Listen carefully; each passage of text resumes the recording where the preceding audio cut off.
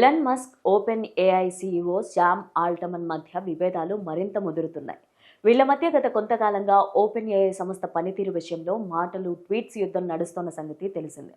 గతేడాది 2 సార్లు open AI సంస్థలపైన Elon Musk కోర్టుకు కూడా వెళ్లారు. ఇదిలా ఉండగానే తాజాగా ఓపెన్ ఏఐ సంస్థను $97 బిలియన్ పెట్టి కొనుగోలు చేసేందుకు ఎలన్ మస్క్ ఒక ప్రతిపాదన చేయడం అందరినీ ఆశ్చర్యానికి గురిచేస్తోంది.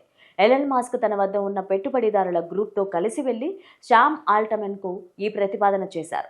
కానీ మస్క్ ప్రతిపాదనను శామ్ ఆల్టమన్ తిరస్కరించారు. అంతేకాదు తానే $9.7 బిలియన్ ఇచ్చి మీ ఎక్స్ సంస్థను కొంటాను, అమ్ముతారా అంటూ రివర్స్ ప్రతిపాదన చేశారు. 2022లోనే ఎలన్ మస్క్ $44 బిలియన్ పెట్టి ఎక్స్ని కొనుగోలు చేశారు. అంతకంటే 3 రెట్లు తక్కువ ధరకే ఇప్పుడు శామ్ ఆ కంపెనీని కొంటానని ప్రపోజల్ పెట్టారు. ఇక ఈ ఆసక్తికరమైన పరిణామం ఇప్పుడు వ్యాపార వర్గాలు, ఐటీ పరిశ్రమల్లో టాక్ ఆఫ్ ది టౌన్గా అయిపోయింది.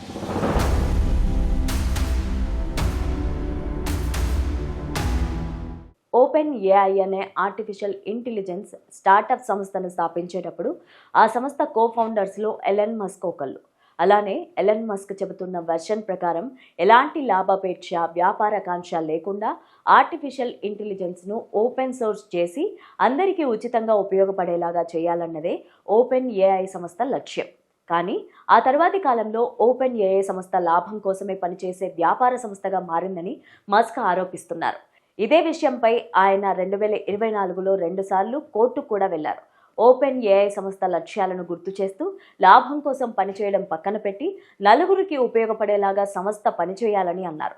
అంతేకాదు ఓపెన్ ఏఐ సంస్థ భవిష్యత్ ప్రణాళికలు కూడా మానవాళికి ఆందోళనకరంగా ఉన్నాయని సంస్థ పనితీరును ప్రశ్నించారు. ఇప్పుడు ఓపెన్ ఏఐ సంస్థను కొనుగోలు చేయడానికి ముందుకు రావడానికి కారణం కూడా అదేనని మస్క్ చెబుతున్నారు. అయితే ఎలన్ మస్క్ ఆరోపణలను ఓపెన్ ఏఐ సంస్థ ఖండించింది. ఓపెన్ ఏఐ సంస్థను మస్క్ సొంత సంస్థ అయిన టెస్లాతో విలీనం చేసి భారీగా డబ్బులు సంపాదించుకోవాలని భావించారని శామ్ ఆల్టమన్ ఆరోపిస్తున్నారు.